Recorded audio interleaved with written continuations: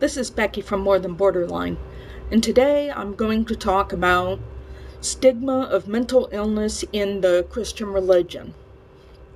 I recently read an article in The Guardian that talked about the misbeliefs about mental illness among Americans. 1/3 of all Americans believe mental illness can be healed by prayer and Bible study alone.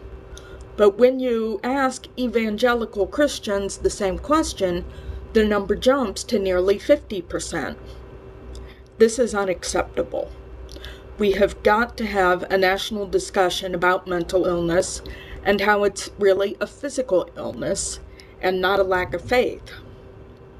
This is a subject that's very personal for me because I was kicked out of a church for being mentally ill.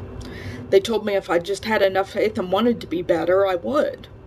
Well, mental illness is caused by a chemical imbalance, and the chemical imbalance can be caused by a myriad of things. That said, it's no different than physical illness. It just happens to manifest itself in the emotions. We wouldn't tell,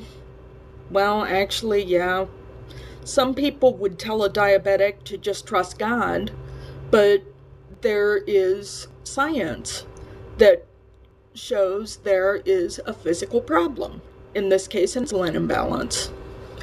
And the same is true with mental illness. While there is no current blood test or anything like that you can do to confirm a chemical imbalance while the patient is still alive, they do have one for post-mortem, that there is science showing that mental illness is no different than a physical illness.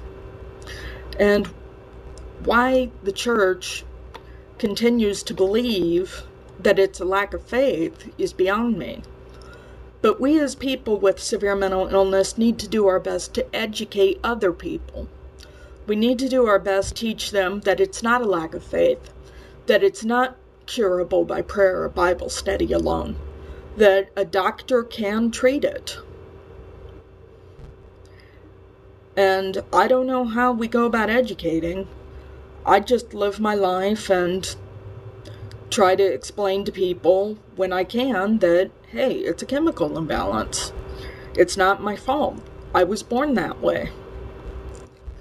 And I hope that we as a society can move forward. And that's all I got to say on the issue.